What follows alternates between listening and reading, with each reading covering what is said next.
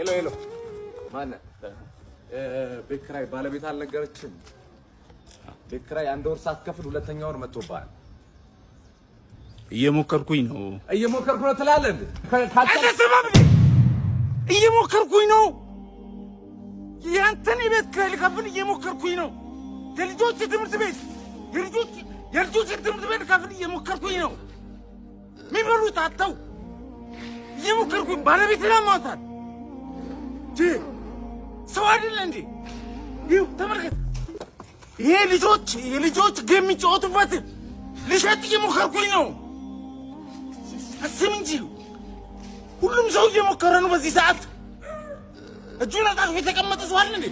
ታገሰኝ በቃ እየሞከርኩኝ ነው።